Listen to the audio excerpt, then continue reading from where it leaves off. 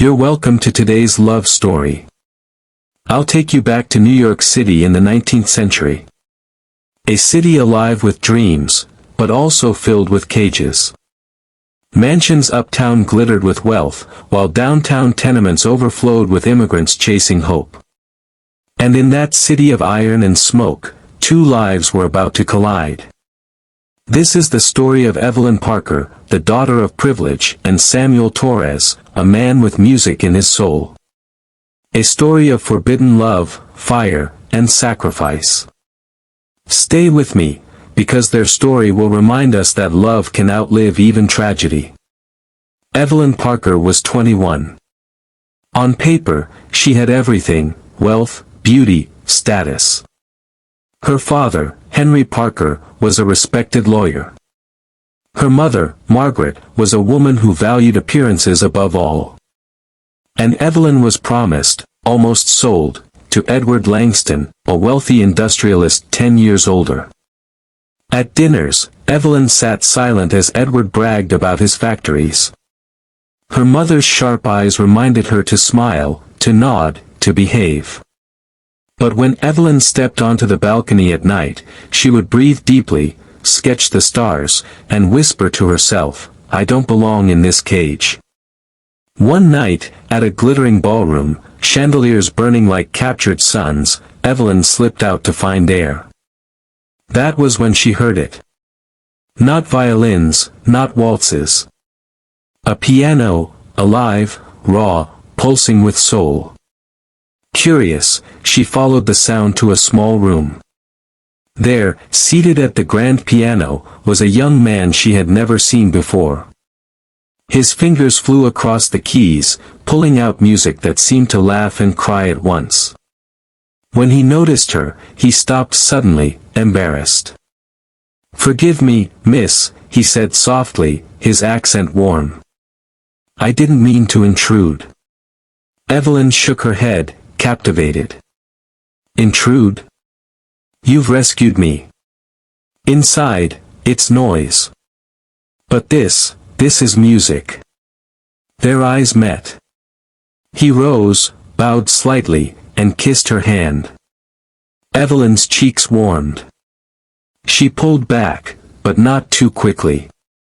And just like that, a spark lit in her heart.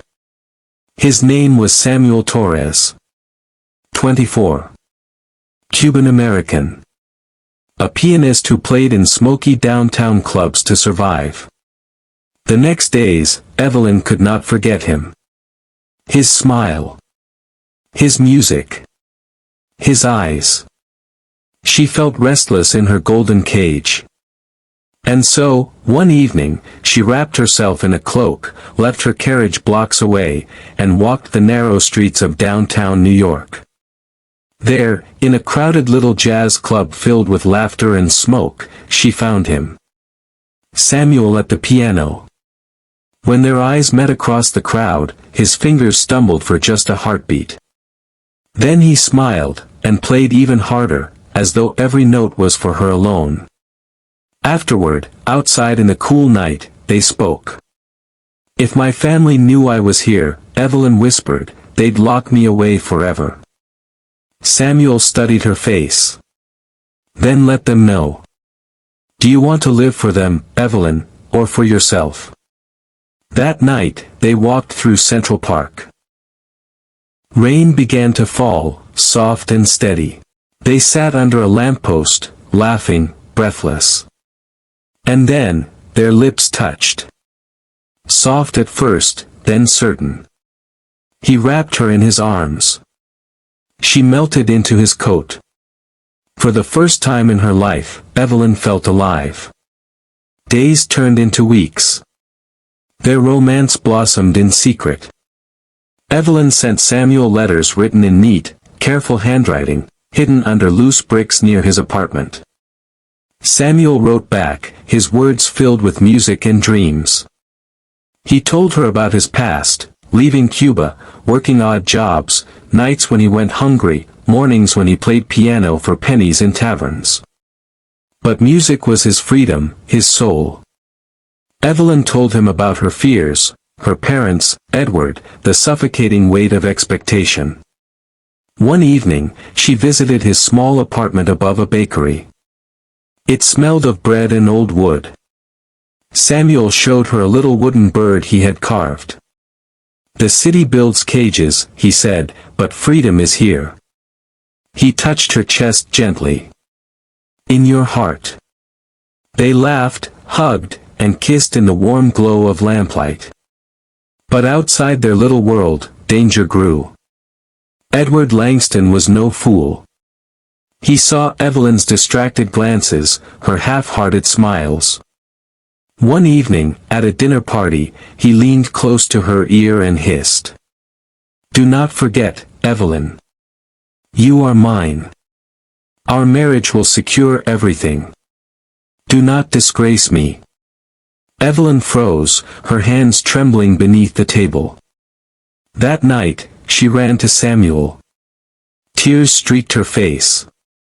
He held her, wiping them gently with his thumb.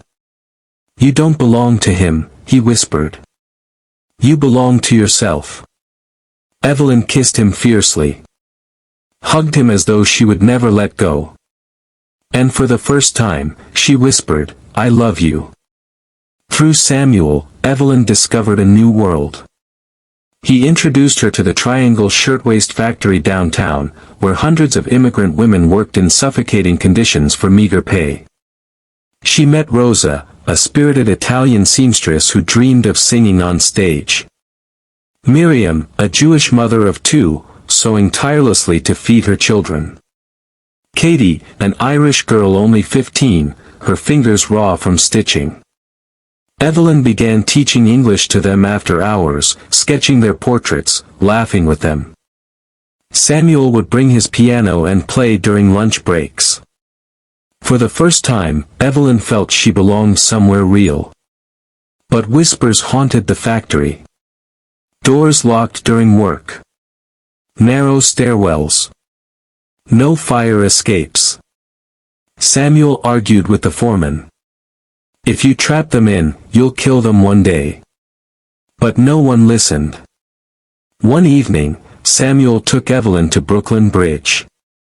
The city lights glimmered across the water like stars fallen into the river. They spoke of dreams.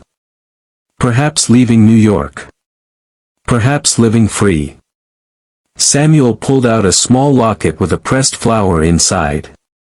"So beauty stays with you," he said softly, "even when the world fades." Evelyn kissed him, tears shining in her eyes. "I love you. And I'll love you," he whispered, "until my last breath." They hugged, kissed, laughed, and for that moment, the world was perfect. The factory buzzed with chatter and the hum of sewing machines. Evelyn sat beside Rosa, helping her sound out English words. Samuel tuned a piano in the corner, smiling as the women clapped. Then came the shout. Fire! A pile of fabric had caught flame. In seconds, it spread like it had been waiting all along. Smoke filled the room. Panic erupted. Workers rushed to the doors, locked. Flames roared. People screamed. Samuel grabbed Evelyn's hand. "Stay with me, Evie. I'll get you out." They pushed through the smoke, coughing, choking. Rosa clutched Miriam. Katie cried for her mother. Samuel wrapped Evelyn in his coat, shielding her. She buried her face in his chest, sobbing. At the windows, women pressed desperately. Some began to jump. Evelyn screamed. Samuel kissed her forehead, whispering, "Don't be afraid. Look at me. Just me." A beam crashed down. The heat was unbearable. At last, rescuers broke through a door below. Samuel shoved Evelyn toward it. She clung to him, screaming, "Not without you." He cupped her face, kissed her lips one last time, and whispered in her ear, "Promise me, you'll live free. Their hands clung together, until the crowd swept her away. Evelyn screamed his name. But Samuel was gone. Evelyn stumbled into the street, coughing, clutching the locket. Above, smoke swallowed the sky. Bells tolled. In the days after, she searched the lists of the dead. And there, she found it. Samuel Torres. Her knees buckled. She wept until her voice was gone. Edward tried once more to claim her. But Evelyn tore the engagement ring from her finger and threw it at his feet. I was never yours. My heart belonged to him. From that day, Evelyn dedicated her life to justice. She fought for workers' rights, fire safety laws, and dignity for the poor. At rallies, she spoke with fire in her voice. Samuel's fire. His music seemed to echo in the background of her speeches. She never married. But she carried Samuel with her always, in her heart, in the locket, in every battle she fought. Decades later, Evelyn sat by a fireplace. Her hair was silver. Her hands trembled. But her eyes still burned with the spark Samuel had lit long ago.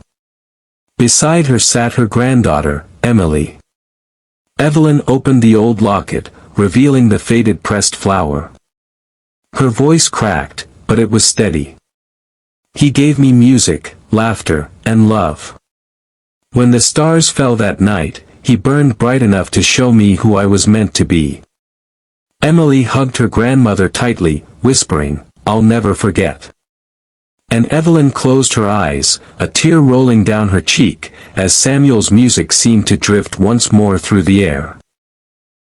This story reminds us that love is not measured by wealth or power, but by sacrifice, by courage, by freedom. Even when tragedy strikes, love leaves behind a flame that never dies. If this story touched your heart, stay with us for more timeless stories of love, history, and life lessons. Don't forget to subscribe, like, and share, so others can feel the power of stories that live forever. Until next time, keep love alive. And keep coming back to more interesting emotional stories.